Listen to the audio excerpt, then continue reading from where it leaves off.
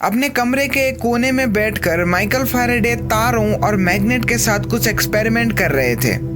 Michael Faraday को magnet इतना ज़्यादा पसंद था कि वो अपने जेब में हमेशा एक ना एक मैग्नेट रखते ही थे।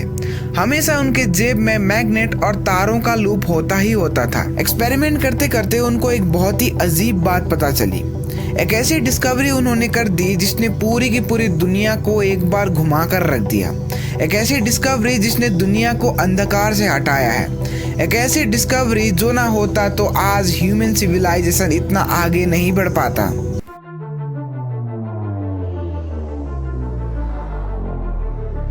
माइकल फैराडे एक बहुत ही ब्रिलियंट माइंड थे।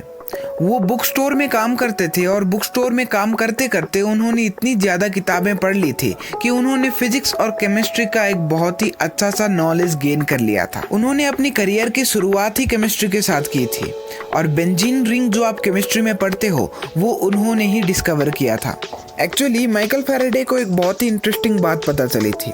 जब वो किसी भी तार में से करंट पास कराते थे और उसके सामने कंपास लेकर आते थे तब उनको दिखता था कि कंपास में थोड़ी बहुत डिफ्लेक्शन होती थी और कंपास में तभी डिफ्लेक्शन हो सकती थी जब वो मैग्नेटिक फील्ड के साथ इंटरैक्ट करती।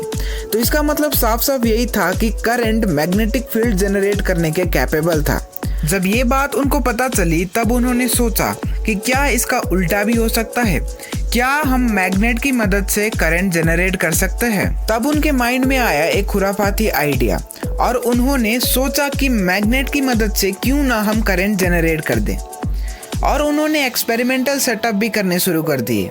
उन्होंने एक लूप लिया और लूप के बीचों बीच मैग्नेट रख दिया, बट एक्चुअली करंट जनरेट हुआ ही नहीं, वो फेल हो गए। उन्होंने बार बार ये एक्सपेरिमेंट किया और बार बार इस चीज़ को दोहराया, बट एंड रिजल्ट सेम था। कुछ भी नहीं हो रहा था, करंट जनरेट हो ही नहीं रहा था।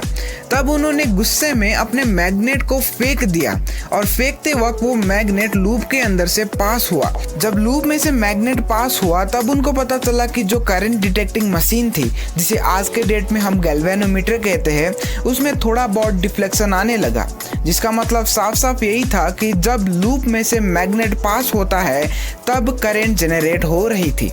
अब माइकल फैराडे बहुत ही ज़्यादा खुश थे क्योंकि उनको एक बहुत ही तगड़ा कंक्लूजन मिल गया था।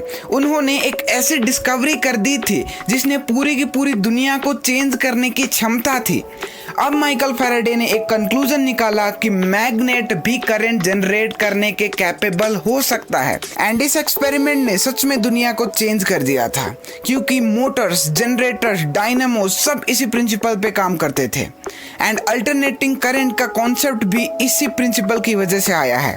एंड आज आपके घरों में जो बिजली आ रही है वो भी कहीं ना कहीं इसी प्रिंसिपल से वर्क कर रही है। अगर ये प्रिंसिपल ना होता तो आपके घर में कभी भी इतनी सफिशिएंट तरीके से इलेक्ट्रिसिटी नहीं पहुंच पाती।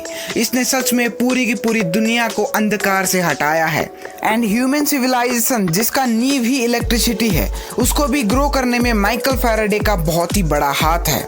अब आज के इस वीडियो को देखकर आपके मन में भी एक डाउट हो रहा होगा कि हम इलेक्ट्रिसिटी जनरेट करते कहाँ से हैं, क्या है वो ऐसे सोर्सेज जिसकी वजह से हमारी इलेक्ट्रिसिटी जनरेट होती है। तो अगर आपको जानना है तो इस वाली वीडियो पर क्लिक करना, और अगर आपको रिलेटिविटी के बारे में जानना है तो इस वाली प्लेलिस्ट को आप बिंज वॉच कर सकते हो। Thank you very much for watching this video.